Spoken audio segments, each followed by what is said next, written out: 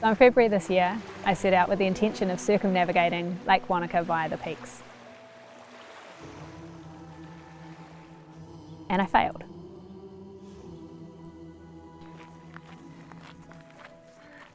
I got 185 kilometres in, 15,000 metres of climbing. It took me 5 days and I had had 13 hours sleep when I hit the emergency button on my beacon and ended my first attempt.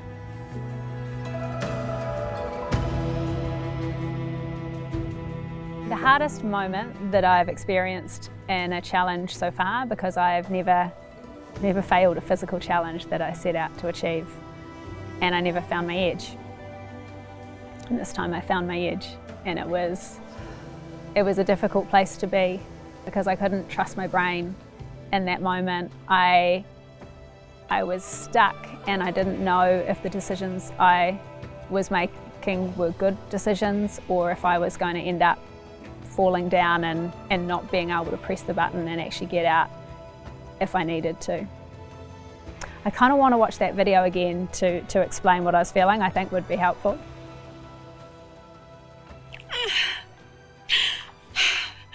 I've climbed too high. I just can't. Oh, fuck, I'm so pissed off. I've given it everything and I've got nothing left. I'm gutted. I can't do it. I've got so far to go. It's interesting because I watch it and I see myself making excuses, but I think realistically, I had nothing left and I couldn't do it anymore, and I've never experienced that before.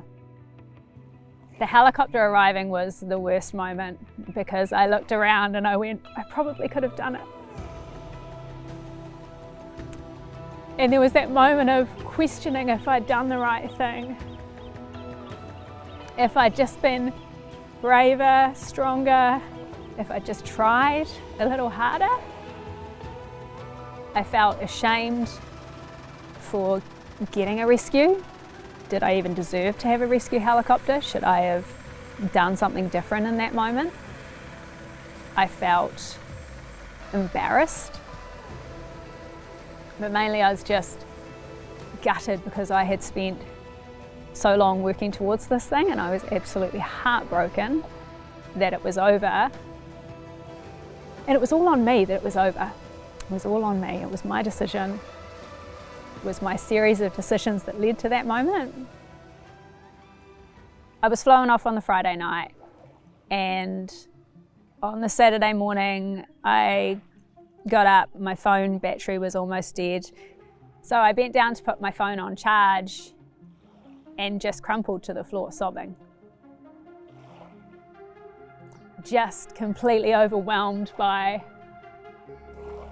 just how upset I was that I hadn't completed this thing, that I had failed with all of those feelings. And as I lay on the floor in my office, I've got this medal holder that my daughter gave me. It's got all my medals from all my achievements, and it says she believed she could, so she did. And I looked at it and I went, she believed she could, but she didn't. And it was like a punch to the stomach. But when I got back and I talked to people and I had said to them I failed, and they'd say, no, you didn't. And you know, in every sense of the word, I did fail. But there was no space for that. People just wanted to turn it into the positive and look at all the good things. And I love that. I'm all about the learning and I'm all about the growth. But not being given space to fail felt really challenging. And I was really taken aback that people wouldn't give me that space, or that they were so uncomfortable with failure themselves that we couldn't talk about that side of things. Prior to the circumnav, I had believed that I was too emotional and that my emotions were too much. And in the circumnav, I shared them all and I wasn't afraid. I'm okay with emotions. They are part of the human experience. You can't have one without the other. And that's why I'm okay with failure. And you know, I could say in the same breath that I failed and I'm grateful at the same time. because they have to exist together. They have to, at least in my world. Even within all the good stuff and all the lessons and all the, all that crap we have to make up afterwards, or the meaning we make afterwards, in that moment, that was how I was feeling. For me, this failure, this reflection on how things didn't go how I planned, gave me a chance to lean in more to that duality and understand that it's okay.